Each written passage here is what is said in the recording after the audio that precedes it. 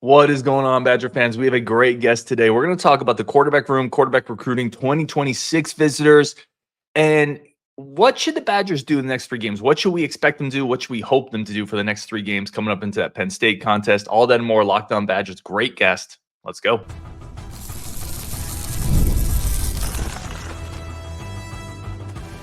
You are Locked On Badgers, your daily podcast on the Wisconsin Badgers.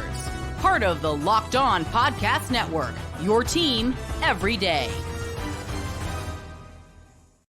What is going on, Badger fans? Welcome to Locked On Badgers, your team every single day. Thank you so much for tuning in as always. Really do appreciate it. Today's episode brought to you by FanDuel. Place the first $5 bet and you can get started with $200 in bonus bets guaranteed. Visit FanDuel.com to get started. And without further ado, we're bringing on, I think for the third or fourth time, we got John McNamara. Always a pleasure to have him on. One of the most respected voices in the Badger media community. John, as always, man, let's start here. Where can people find your work? BadgerBlitz.com, best place to find us. Content, each and every day on the site, and I'm on Twitter a lot as well. So any way that you can interact with us, get on our message board discussion, read our content. We'd love to have some new eyeballs, and I know that you draw a lot of people, Ryan. So hopefully we can get some new traffic to the site. Yeah, I don't know about the latter part, but people should definitely come to your site. We had Donnie on the other day, obviously another Badger Blitz guy. I want to start here. So I said I put it out there that you'd be coming on the show. I got a bunch of questions. One of the questions was essentially, is this team almost in a buy low spot right now? I'm going to see if I can find it here. Question for McNamara, is this a buy low kind of opportunity? In other words, has the pendulum swung a little too far on the negativity side coming off the first four games?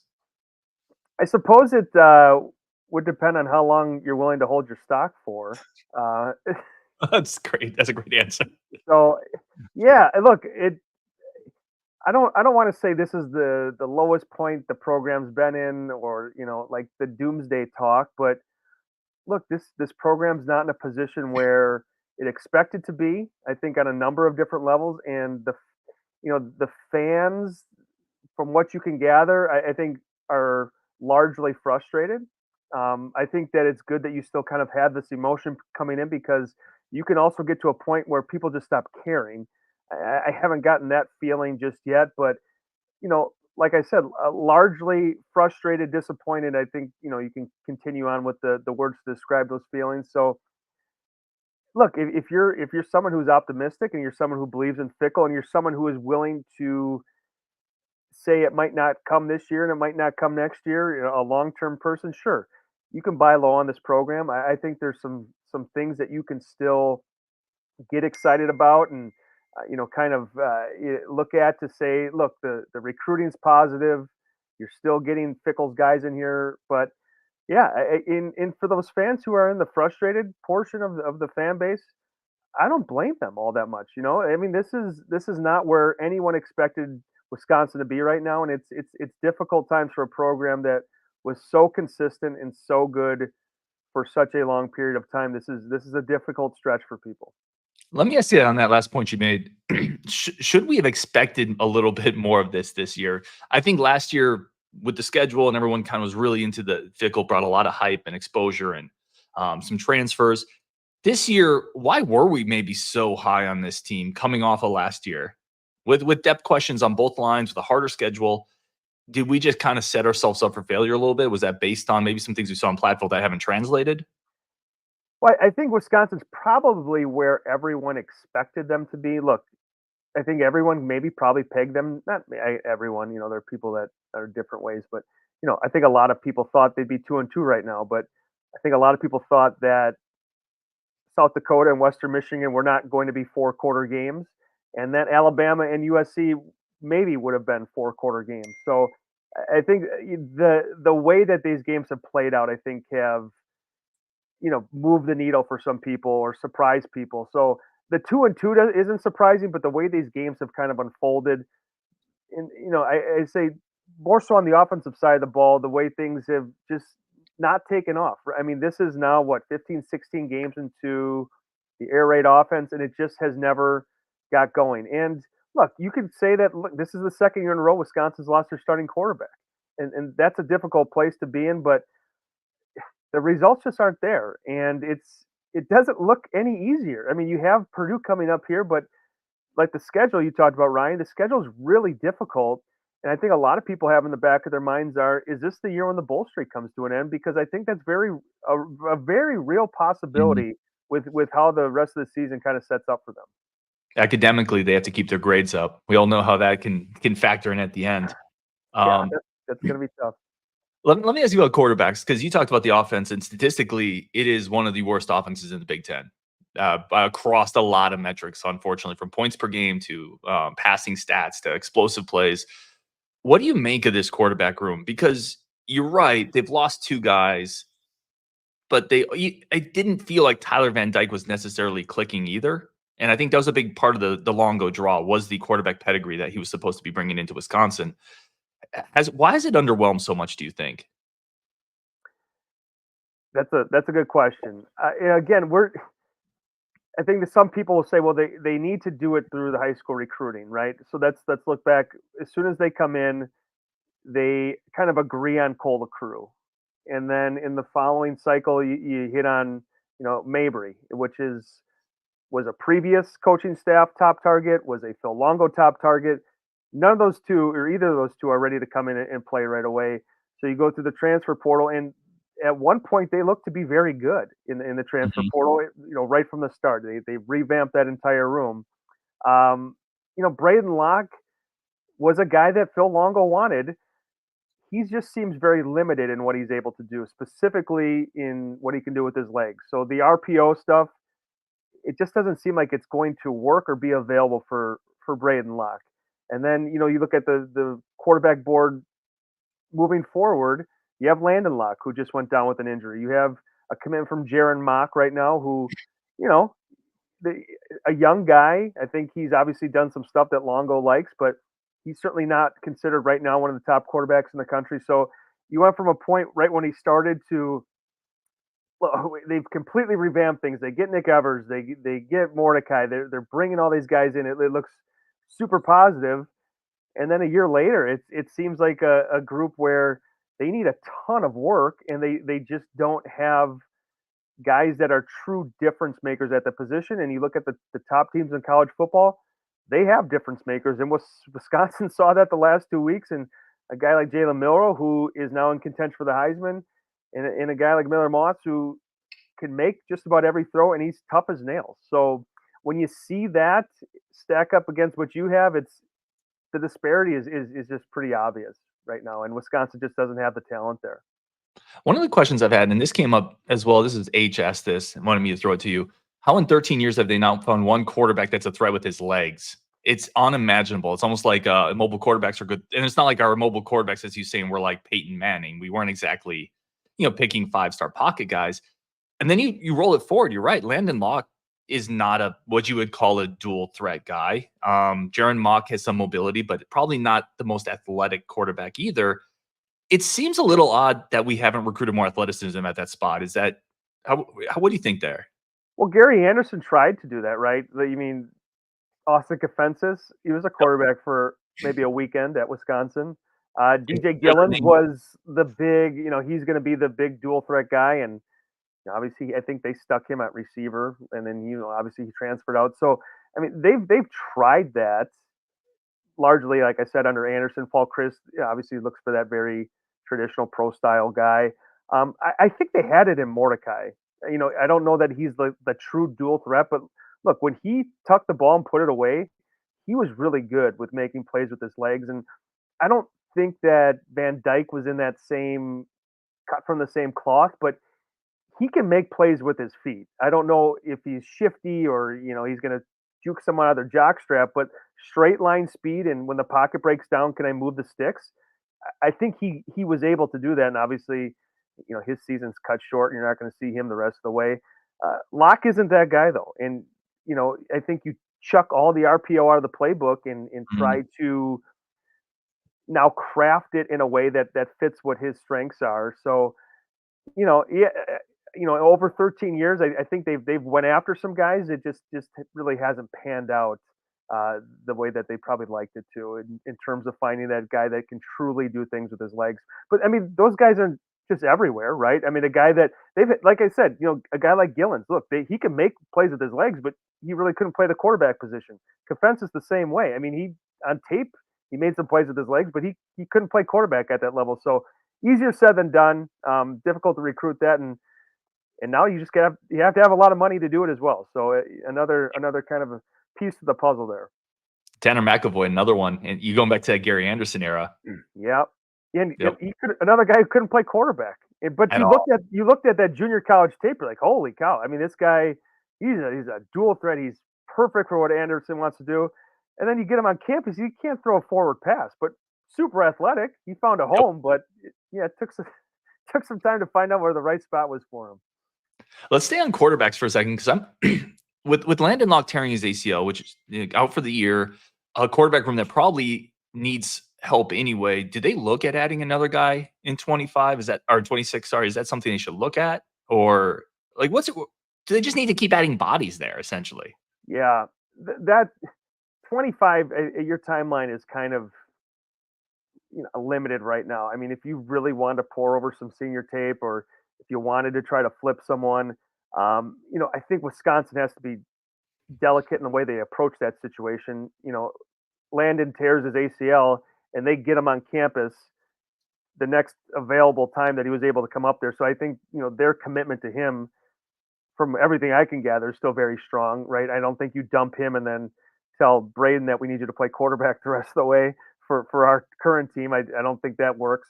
There's a lot invested into that family, right? So if you go to that 26 class, though, I think you absolutely look to take two quarterbacks. I think 3 is excessive, but why not take a second quarterback in that class? You have a guy like Mock, who, if you tell him tomorrow we're going to look to take another quarterback in this class, and he walks away for some reason, so be it. I think you absolutely need to start just adding pieces to this room.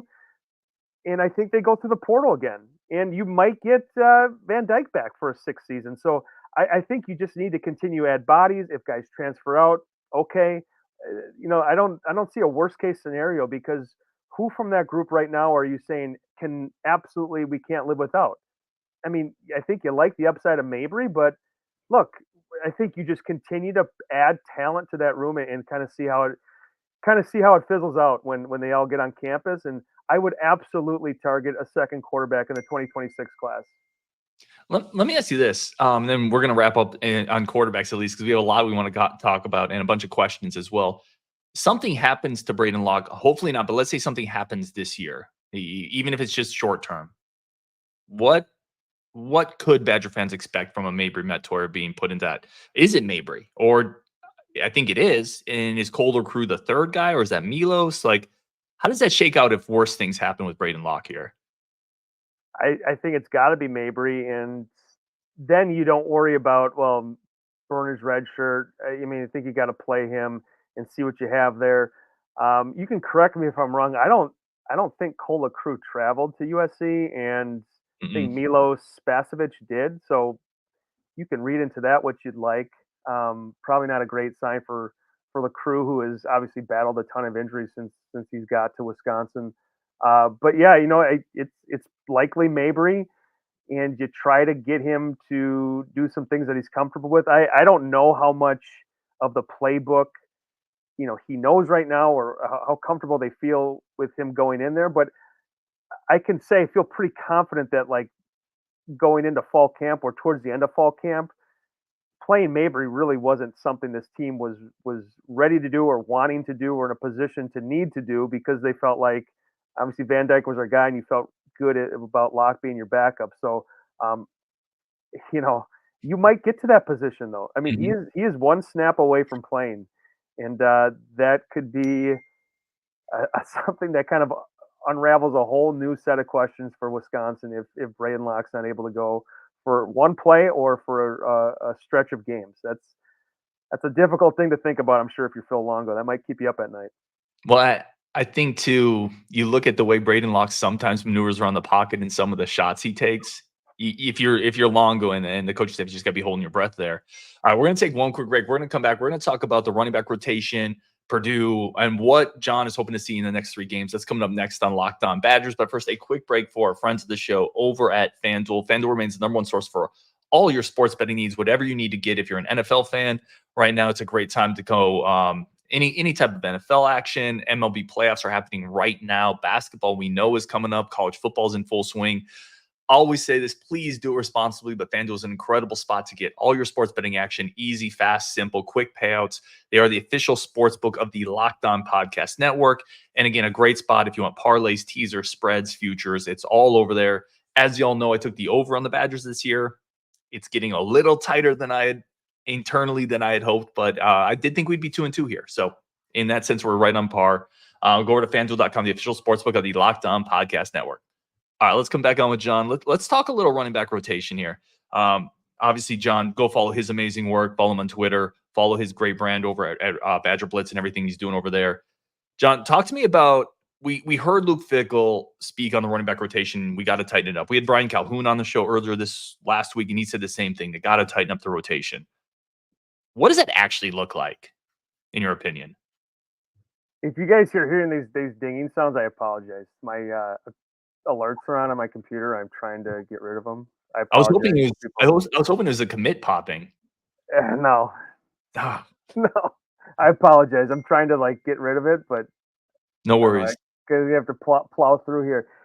Yeah, I think that was probably the biggest takeaway from Monday's press conference is I think Luke Fickell said, we want to kind of get one guy going and then have a backup. And I think he called the third guy a spare. I guess what I would take from that, and it's largely from what we saw during fall camp, Tawee Walker, I think, might be the guy that they want to get going. I think he's probably the guy right now, and I know a lot of chunk of people want to see Darian Dupree, but I think he probably gives you the best chance to have success in the immediate, right? And I think part of that is he might be a guy that needs to get lathered up a bit, right? And I don't know that he can take 4 carries and then sit for 3 series. And maybe that's something that Luke Fickell and Devin Spalding talked about. It was like, we need to get our guys going and we need to get them more carries and whatever that may look like. Now, a lot of times you hear guys talk in the press conference and they say stuff and it's not what you see on Saturday. So I'm curious to see how that looks. Then you have Cade Yakimelli in there, who is he averaging 7.5 yards? 7.29. 7.29.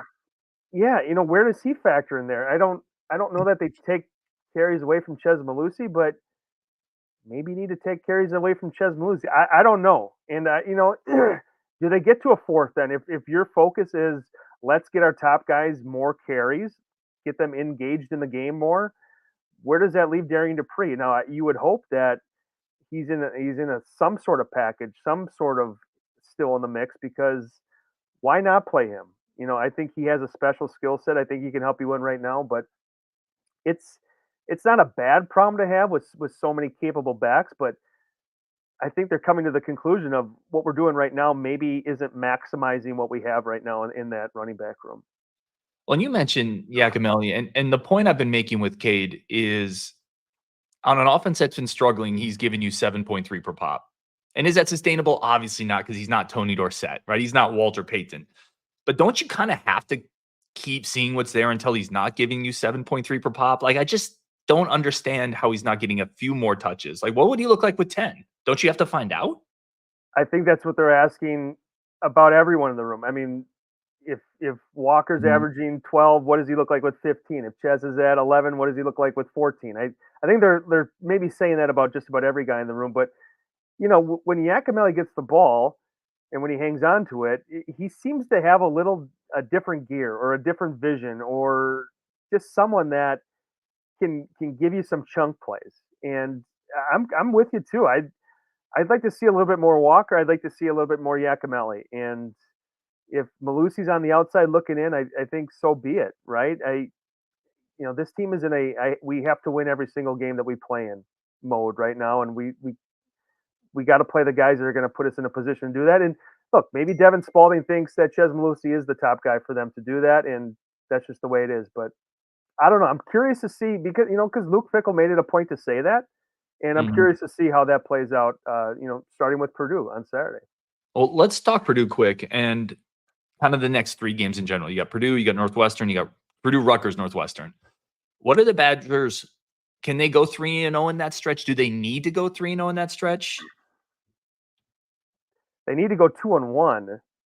They need to go 1-0 on Saturday. I know that for sure. Look, I think some people may say, "Well, I don't care about this," but I think the biggest thing right now, you're not going to be contending for a Big Ten title.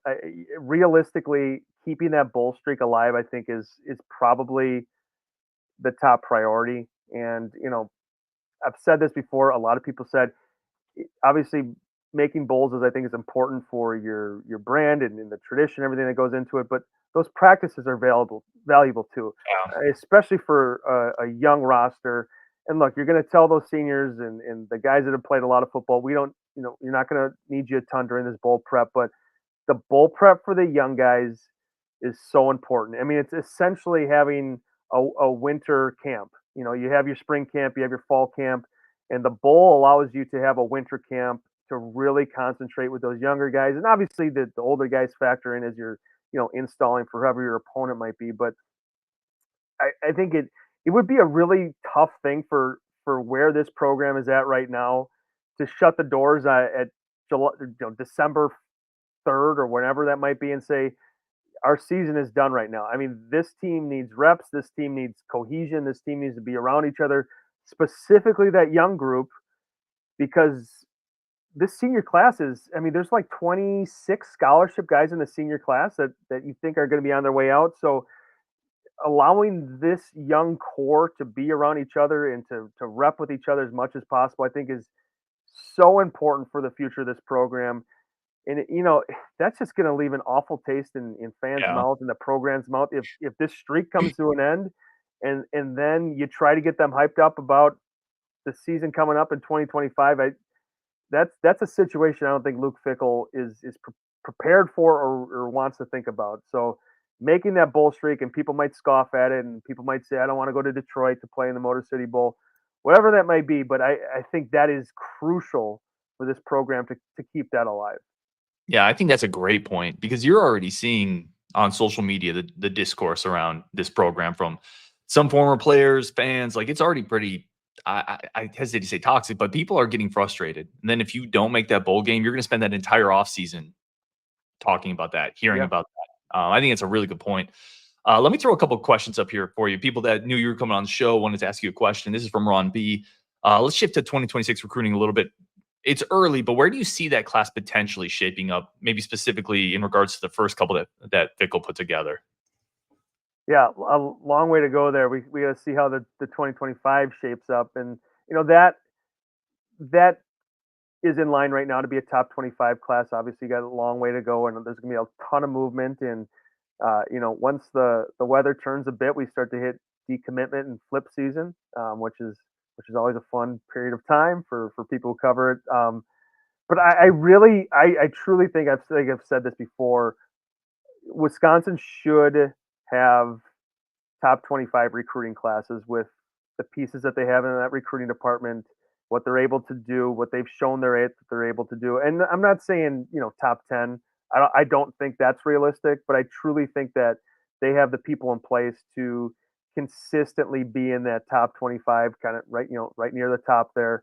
And then really, you look from a Big Ten point of view, you're not going to recruit to the level of Ohio State, likely not going to recruit to the level of Oregon or Michigan or likely Penn State, but Wisconsin really should be battling that in that next tier of programs there, which is, usually Wisconsin, sometimes Nebraska's up there, Iowa sometimes. I mean, it's kind of a hodgepodge of teams, but Wisconsin should kind of be, I would probably call it tier 3 because I think, Oregon and Ohio State might be in a tier of Right. its own, maybe just Ohio State, but in that third tier, that upper echelon of that part where Wisconsin kind of was in the 2024 class, I think it's realistic to think that they can be up there. So if that's, top 25, which it likely will be, I think that's realistic. But that 20, talking about the 2026 class, I mean, that seems like it's 50 years away. I mean, it truly does with the state of where this program's at right now, and trying to hang on to the guys in the 2025 class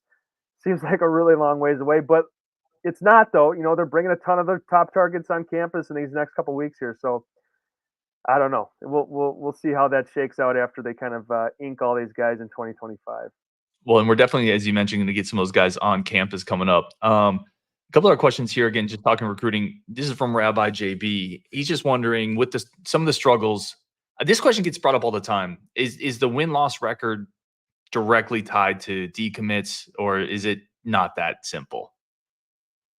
That's what other coaches will be putting in their ear. I mean, that's what Wisconsin will have to recruit against is coaches getting on the phone with these guys and saying, "Hey, look, Wisconsin, I don't know. I mean, what's the record right now? Where's that program going?" So that type of recruiting will come from the outside, all that outside noise, and it's going to be on Max and Pat and their army of people to just lean into those relationships. I mean, why did you pick Wisconsin? Why did you come up here for an official? Think of that family feel. And I think for the bulk of those guys, the guys that have been on campus a ton, there's a lot. I would say there's a really good chunk of guys that Wisconsin's not going to be worried about. But we had a story I think on maybe a week ago, Wilnerson Telemock Yep. potentially taking an official visit to Colorado, and that happens when you're not playing well, and that happens when everything is clicking. I mean, that's just kind of recruiting and where it is because, once a kid commits, these schools don't back away and say, "Oh, that guy's Wisconsin's guy." That's everyone delete that number from your phone. It's just the way it is. So when you're in a difficult spot like Wisconsin is right now, that's the message that's going to be pumped at these kids who other schools are trying to get them on campus. Other schools are in their ear, hey, just come check us out, whatever that may be.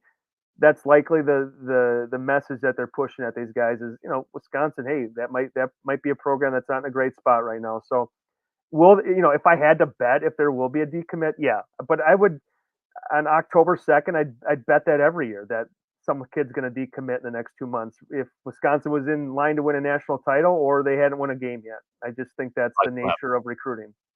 Well, and they're probably going to flip somebody too, right? Like Right. that. Yeah. The nature of recruiting. Let me ask you this. I know I know this kind of from talking to a bunch of recruits over the last couple of years doing the show, having them on the show. One of the messages sold was, look at what we did at Cincinnati. We're going to build this at Wisconsin. How long can you sell that message? Do you think of it? I always tell people, because people sometimes I think take it too far in terms of like, you're not winning, you're not going to go recruit. I always say good salesmen can sell. They'll change the pitch, right? It'll go from look at the win-loss record to look at the playing time available, or look at the strength and conditioning, or look at the new facilities. But how long can you sell that? Look at what we did at Cincinnati. I think it's a good question because, right after that staff came in and you would talk to guys, 9 out of 10 guys would say Sauce Gardner or Kobe Bryant. I mean, because that was the message being pumped to them. Look what we did with these guys. We brought them in through high school recruiting. We developed them. We put them in the league. You haven't heard as much of that recently. I don't think they're relying on that because, like you said, I think that there's kind of an expiration date on that. I mean, you can't keep going back to Sauce Gardner in the 25 class and the 26 class and 27. I mean, obviously it's something that you get a guy on campus and you say, oh yeah, here's one of the guys that we produced and developed all that stuff. But I think the message is kind of different with every class as time goes on, and you haven't heard as much of we did this at Cincinnati as much as this is what we're trying to establish at Wisconsin. This is what's important to us. A lot of what we've heard from recruits this year is about the term I hear a lot of, especially after those visits, is Wisconsin doesn't want to be a transactional program. And I think that's very intentional from what Luke Fickell is telling guys. I always ask, what was your time with Luke Fickell like? What was his message? Well, Wisconsin doesn't want to be a transactional program. Wisconsin wants to recruit high school kids, bring them in, develop them, get them in the culture, have them there for 4 or 5 years. Obviously, that's easier said than done in the portal era. So I don't think as much emphasis has been on look what we did at Cincinnati. I think very much, in this recent recruiting class, this is what we're building at Wisconsin. This is why it's special. Yeah, I think that's a good answer. And you got to, as you said, the answers almost evolve as time goes on, and you have to kind of fit the message to the group. A couple more quick questions. I could keep you for hours, but let's keep going. This is from Mike. He said, can the portal actually fix a team like Wisconsin quickly? Why should we expect as fans when there isn't a great example of a team of Wisconsin's prestige going up a tier using the portal? I think the small sample sizes, no. Like, Mhm. did the portal fix Wisconsin's 23 team? No. Did the portal fix this team? Even though I thought it filled some holes, and it just hasn't worked out that way. I mean, look, I'll say I'm wrong or I'm not right yet, or I thought the linebackers were going to be better than what we have seen through 4 games, specifically on the outside. I watched John Pius in fall camp. You watch Leon Lowry, and those guys look like significant upgrades. That hasn't been the case through 4 games. Jaheim Thomas, when they got Jaheim Thomas, I can assure you that coaching staff was through the roof because they felt like he was going to change that position. Not obliterate it and this is a first team All American, but I mean truly a guy who fit what they wanted to do. And he did not he did not play well against USC. I think he had maybe one pressure, jumped off sides a couple times. Tackett Curtis, I think, is maybe where you kind of thought he'd be. Look, you knew he was going to be coming off an injury. You knew he was going to have the surgery. I think fans probably want to see him play a little bit more. So I think the easy answer, or maybe the correct answer, is no. You can't quickly fix things through the portal. The one caveat to that might be if you get a guy at quarterback, like Yeah. a true difference maker, like a Cam Ward this year at Miami.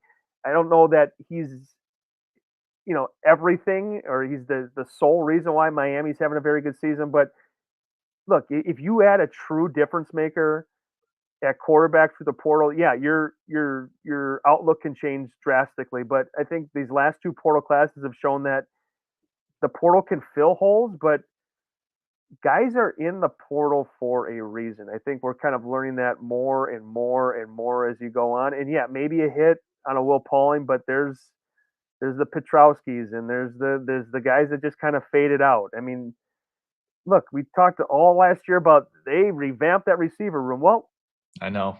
that room isn't that good, and I bought into the hype. I'm not going to say everyone else was wrong and I was right. C.J. Williams. I mean, people thought that they're going to do the air raid. They're bringing in C.J. Williams. He's going to light the world on fire, and he's just kind of an average receiver. He's looked a lot like the other receivers Wisconsin's had for 20 years at the program. So you can't rely on the program or the portal. And like I said, with the transactional talk, I think Fickell realizes that, and his preference, I think, is to build through high school and do it that kind of old school way. And obviously, they're not ignoring the portal, but I think that his preference is let's do it through high school and patch holes and maybe hit a home run through the portal, but not something that they're going to really rely on. I think they really truly want to do it through high school recruiting, and it's just, I mean, that's kind of the long play, though, right? I mean, that takes some patience because people love the portal and they want to have guys come in immediately and be game changers. And I guess more often than not, we haven't seen that be the case. Yeah, no, I completely agree. We talked about the receiver room last year, the linebacker room this year. We talked about the linebackers this year in much the same way we talked about receivers last year. Yeah, Because you yeah, had CJ Williams, but you also had Bryson Green, you had Pauling, you had Quincy, and you said this is going to be a great receiving group. And it's almost like you can't. It's not a video game, right? Like that's what people say. You can't just plug those pieces in and they play up to their ceiling. It doesn't work that way. And then you'll get an Elijah Hills, though, right? Who suddenly is the best defensive lineman on your roster, potentially. It's very much a crapshoot. It's almost like you remember Barry, I'm sure you do. Barry Alvarez always used to say a third of the guys will wash out, a third of the guys will be okay-ish, and a third will hit. yeah. Portal, And I like that. maybe you apply it to the portal. I mean, truly, if you're bringing in 12 guys for the portal, yeah, you probably break it up in thirds, and Mhm. it's it's just different way to think about stuff. Let me ask you this one. Again, we talked about this a little bit earlier with high school recruiting potential decommits, but do you feel like there's a lot of frustration inside the program potentially? Is words it like this? Do you think the Badger will lose a lot of players to the portal given the state of the football program? Too early to say. I I think it's too early to say.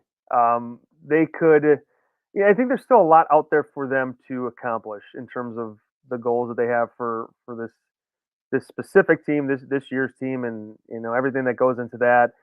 So if I were to say, after 4 games, that yeah, there's going to be a lot of guys who transfer.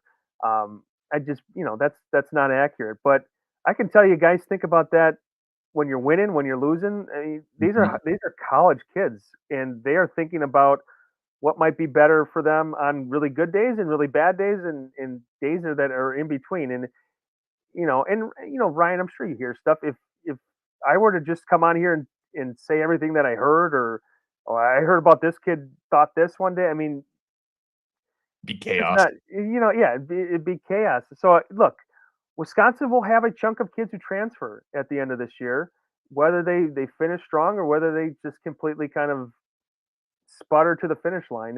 That's just kind of the nature of the beast. But in terms of larger issues, bigger problems within the program, eh, I can't really speak to that right now. I think there's a lot of football that needs to be played here, Mhm. and then once we're in December, I think that you can truly kind of find out some answers to state of the program, state of the locker room, on kind of everything that goes into that. Listen, I'll give you a green light. Anytime you want to on and say everything you've heard, you are free to do that on this show. I won't do that with everything I've heard because it's like, but you are absolutely free to do it.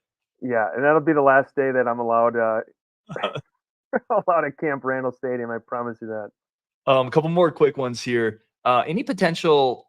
Are you hearing like? And again, I'm not. Don't put anything out there that you're not comfortable with. Are they actively working on flips in 2025? This is from Dante. Dante Heather's a really good Badger follower. Anything you're seeing or kind of hearing some potential positions maybe there for 2025? I would look at not necessarily flips, but I would look at cornerback. I think I could say it pretty confidently that Wisconsin wants to add another scholarship cornerback to this class. Now, Zay Gentry comes to mind. Um, Zay Gentry, Yeah, it's just kind of familiar name. yeah, look, and he's doing his recruitment the way he wants to, and more power to you. Do whatever you want. I've never been recruited at that level. There's not a single school in the country that wanted me to play for them after I was done playing high school. So, like, I don't knock a kid for doing what he wants to in his recruitment. I think he's telling some schools what he thinks the schools want to hear, and that's Wisconsin, that's Baylor, that's SMU, that might be a couple more. We'll see Mhm. how that one plays out. I'm excited to see how that one plays out, but I could tell you that Wisconsin's actively looking at Zay in addition to, look, can we go down to Florida and find a super lanky kid that just kind of is bloomed during his senior year type of kid to add to that room? Can we flip a kid who's currently committed to a different school? I think they are evaluating a lot of options there. And then, I certainly wouldn't be surprised if a 2025 cornerback scholarship type guy popped up on campus over the next couple of weeks. I don't think it'll be for Purdue, but honestly, if it was in line, they may not tell you right away. They may make you find out on Saturday when guys show up. So that's a position I'd certainly look at. And then defensive line, I think they feel like they like the guys that they have a lot. Telemock's looking around. I think he's keeping his ears open. He's on the record of kind of saying that. So that's a position where I think they're, certainly keeping their eyes open. And I know a few guys that they've certainly kicked the tires on. One is committed to a lower level school. But again, it's, you know, you're just kind of going through the process, right? I mean, they are always recruiting. They are never saying, okay, we are done here. Don't look at anyone else. But those are two spots I would certainly look at. Definitely corner, because I really do think that they have a scholarship allocated to the cornerback position. Certainly adding one more in this cycle. Well, especially when you see all the upperclassmen in that group that are going to be leaving, cornerbacks, defensive backs in general. That's a huge Yeah. position exodus off this year. Last question here. I know, and one of the best things you guys do over at Rivals on Badger Blitz is covering recruiting, covering what's going on that side of it. Who are some maybe visitors coming up for Purdue that Badger fans should be excited about? Yeah, this was a weekend that you thought was going to be a little bit more quiet, and I think it is going to be a little bit more quiet than other weekends. Specifically, obviously Alabama was a big weekend for Wisconsin. They expect to really blow things out for Penn State, which as of a couple weeks ago, they thought that was going to be a night game. I don't know if that's still on the cards or like TV looks at it and says, we can put Wisconsin back at 11 o'clock. I don't know, but like that's one that Wisconsin has pegged for a big recruiting weekend. There's a lot of guys lined up there, but I think they've done a nice job of this weekend. And the guy I would look at right away and is Ben Novak, the offensive lineman from Indiana. I actually put a future cast in for him this morning after talking to some people. He was offered in June, got back on campus in July, and I think this is no less than his second visit for the fall. And when I talked to him the last time, he's like, I really like Wisconsin. Louisville's up there as well. I think those two are kind of not necessarily head and shoulders because he hasn't come out and said that, but I think those two, if you asked him today who leads for him, it's probably those two. And from those two, I think it's Wisconsin. I think, position coach there, AJ Blazek's done a really nice job in his recruitment. Again, when you see a kid at camp and you offer him there, I mean, that's a really good setting to see what he can do. Novak's an interesting guy because body type, I mean, he's a big kid, probably a guard, but he brings you some versatility, maybe a right tackle too if you needed him to. Like I said, I put a future cast in for him. I'm not saying, hey, look, he's gonna do this or he's gonna commit, but look, if he were to pop this weekend, just the way things are kind of trending, I certainly wouldn't be surprised. Maybe we'll have some stories ready for that. I don't know. It's always good to be prepared. So I mean, he's certainly one of the guys I would watch. King Liggins is a big time target for them. At defensive line, obviously the most important position behind quarterback, that you can pursue on the recruiting front. Another kid that was offered at camp, they've got him on campus at least two more times. He was another July kid that they had up there for their kind of really top target. Let's get these kids up here event. He's another kid I think that has Wisconsin really high atop his list, but King, I think is maybe more wide open than a guy like Novak is. 4-star kid. In Ben Nichols, another offensive lineman who's going to be on campus. So I mean, they're certainly going to have some guys there, and then the kind of the normal visitors. Michael Roski's been up there every game. Luke Emmerich has been up there every game. Grant Dean's been up there every game. Sam Lateju, he's making his first visit since his official, so he's a big out of state kid, obviously committed. We talked a lot about Thomas Heiberger and how much that recruiting department loved him. I think Lateju's kind of the next guy in that Heiberger cut of like, we think this guy has an unlimited ceiling. I can assure you they're very, very high in him. They can't wait to kind of get to work with him. They view him as kind of a ball of clay and like 6'5", 230 pounds, super, super raw, hasn't played a lot of football. They're excited about him. And then Cam Clark is another, commit who, I think about a month ago bumped up to a 4-star ranking on Rivals. So, Blazek's done a nice job there. And he's going to have his work cut out for him next year when, you could graduate, or you will graduate 3 guys, maybe a guy like Molman tests the NFL. I don't know. So that next wave of offensive line talent is coming. It's going to be really interesting to see how it plays out. But there's, like I said, a lot of football still to be played in 2024 here. A lot of talent on the lines in this Purdue group, like Illinois kids and offensive linemen, defensive linemen. And you're right. It feels like Blazek has been a great hire early in the tenure, but recruited well. Players seem to like him. And it feels like the offensive line is one of the strengths of this team. It feels like they hit a home run there. Yeah. And that's something like, I think I've come on here and said that, you've probably said that too. It's no secret that they thought that room would elevate its play significantly with that, hire, right? And I think it has, maybe not quietly, but that group is better than it was last year. And I think it's moving in the right direction. And I think they're going to have more success when they don't have to play against a bunch of NFL guys that Alabama has. And, a couple, USC they're not world beaters, but they have freaky guys on the defensive line. So, I mean, I think Purdue, they're going to want to run the ball. I think they have confidence at offensive line. I think they'll have success doing that. And to go back to the original kind of thought, yeah, that offensive line is better. And I would say the future is even brighter. I mean, they are bringing in some dudes, or at least guys that they think are going to be some dudes. Kevin Haywood, I think he's going to be a starting tackle for you next year. Hardy Watts, I can tell you they love Hardy Watts. I mean, I don't know if he's going to be a true freshman type of contributor, but they think super highly of him. And back-to-back 5-member offensive line classes. I think that there's a lot of guys that could potentially hit there. So the future of that position is bright. So I mean, if you're a person who is like, hey, what should I be excited for? Why should I invest in this team? Well, I think the offensive line, I think, is certainly a line to kind of get back on track to the type of lines that they've had, make this program, so historic and the tradition there and everything that kind of goes into that position.